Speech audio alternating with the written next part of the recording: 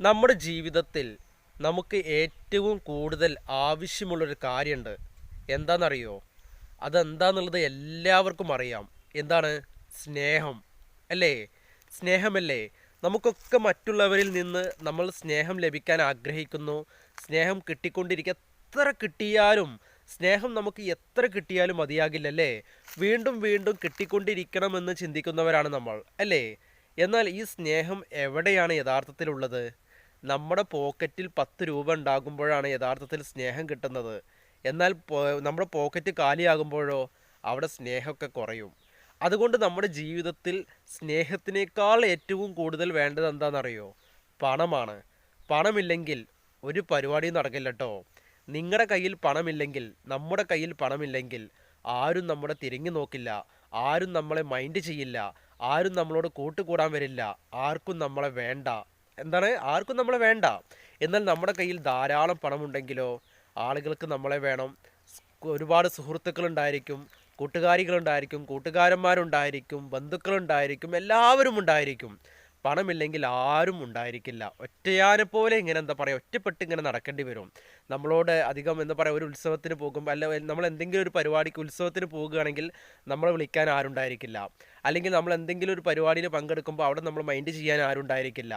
ഒക്കെ നമ്മൾ എന്ത് ചെയ്യുന്നു? മറ്റൊരു രീതിയിലാണ്, പണത്തിൻ്റെ രീതിയിലാണ് ആളുകളെ എന്താ പറയുക, ആളുകളെ അളക്കുന്നത് കേട്ടോ. അതുകൊണ്ട് അതൊക്കെ പോട്ടെ, ആളുകൾ ഏത് രീതിയിൽ അളക്കുന്നോ എന്തോ എന്നുള്ളത് അത് നമ്മുടെ വിഷയമേ അല്ല. നമുക്ക് ജീവിക്കണമെങ്കിൽ എന്ത് വേണം? പണം വേണം. പണമില്ലെങ്കിലോ നമുക്ക് നന്നായി ജീവിക്കാൻ പറ്റില്ല. മനസ്സിലായോ? നമുക്ക് ആവശ്യമുള്ളൊരു സാധനം വാങ്ങിക്കണമെങ്കിൽ പണം ആവശ്യമാണ്. നമുക്ക് എവിടെയെങ്കിലും യാത്ര ചെയ്യണമെങ്കിൽ പണം ആവശ്യമാണ്. നമുക്ക് എന്ത് പരിപാടിക്കും നമ്മൾ എന്താ പറയുക, അറ്റൻഡ് ചെയ്യണമെങ്കിലോ നമുക്ക് പണം അത്യാവശ്യമാണ്.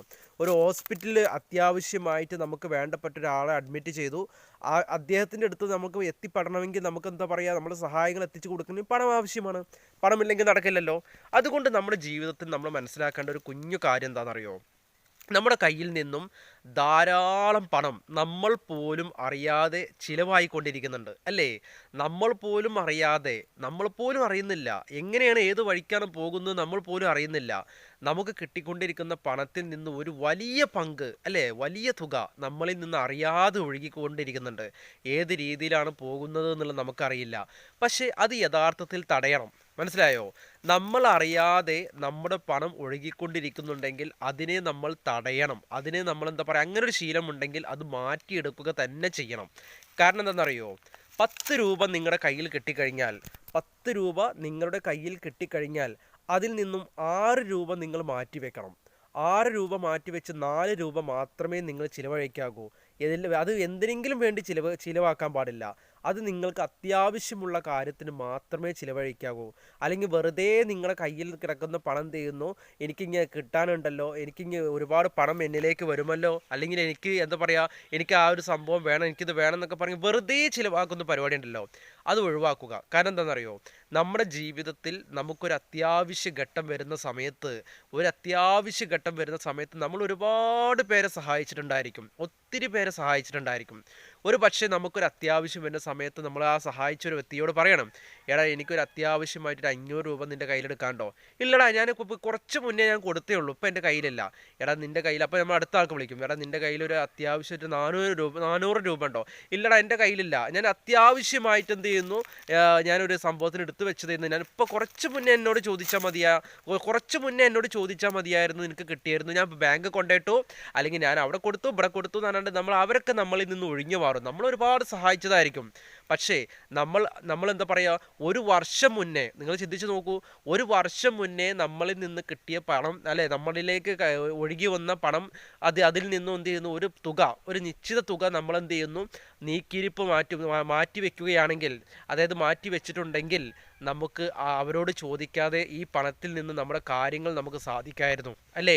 നമ്മുടെ അത്യാവശ്യ ഘട്ടം ഇതിൽ നിന്ന് നമുക്ക് പണം എടുക്കായിരുന്നു. പക്ഷേ നമ്മളത് എന്താ പറയുക, അന്ന് നമ്മുടെ സുഹൃത്തുക്കൾക്ക് വേണ്ടി ചിലവാക്കി, അന്ന് മറ്റുള്ളവർക്ക് വേണ്ടി ചിലവാക്കി, വെറുതെ നമ്മൾ ചിലവാക്കി. പക്ഷെ ആ വെറുതെ ചിലവാക്കിയതിൽ നിന്ന് നമുക്ക് കണക്ക് എപ്പോൾ പറയേണ്ടി വരും എന്നറിയോ? നമ്മുടെ കയ്യിലില്ലാത്തൊരവസ്ഥയിലാകുന്ന സമയത്തായിരിക്കും നമ്മൾ മേപ്പെട്ട് നോക്കുക. അതുകൊണ്ട് നിങ്ങളുടെ കയ്യിലേക്ക് വരുന്ന പണം അനാവശ്യമായി, അതായത് വരവിനേക്കാൾ കൂടുതൽ ചിലവാക്കരുത്.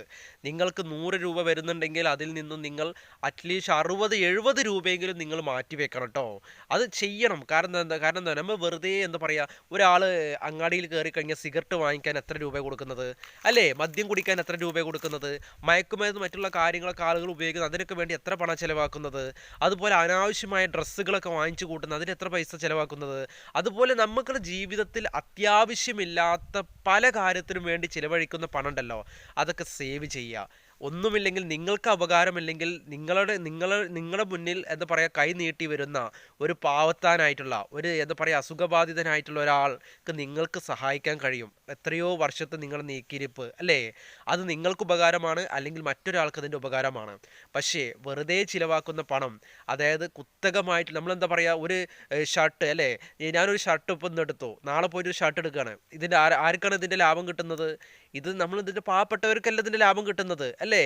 അത് നമ്മൾ എന്ത് ചെയ്യുന്നു, വെറുതെ ചിലവാക്കും. പക്ഷെ ആ ക്യാഷ് എന്ത് ചെയ്യുന്നു, നമ്മൾ പാവപ്പെട്ടവർക്ക് വേണ്ടി കൊടുത്താലോ അല്ലേ? ഫോർ എക്സാമ്പിൾ ഷർട്ട് എന്ന് പറയുമ്പോൾ, ഡ്രസ്സ് എന്ന് പറയുമ്പോൾ ദിവസവും ഡ്രസ്സ് വാങ്ങിക്കുന്ന ആളുകളുണ്ട്.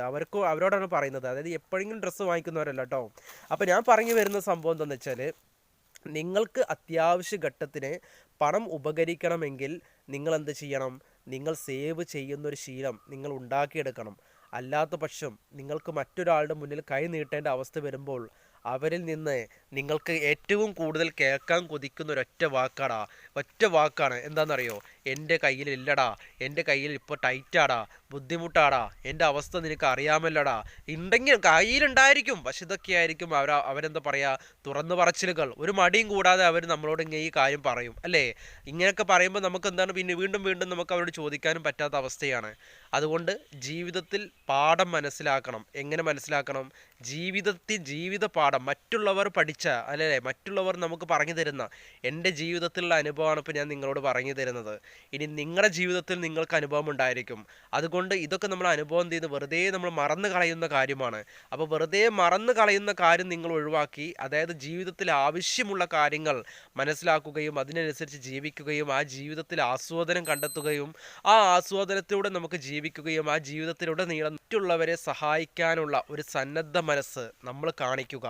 മറ്റുള്ളവരെ സഹായിക്കണമെങ്കിൽ നമ്മുടെ കയ്യിൽ എന്തെങ്കിലും വേണം അല്ലേ? അതുകൊണ്ട് സേവ് ചെയ്യുക, മിച്ചം പിടിക്കുക, ജീവിക്കുക ആസ്വാദനത്തോടെ. അതുകൊണ്ട് നമുക്ക് വീണ്ടും പുതിയൊരു വീഡിയോയിൽ പുതിയ എപ്പിസോഡ് കഴിഞ്ഞിട്ട് കാണാം. Okay, bye bye.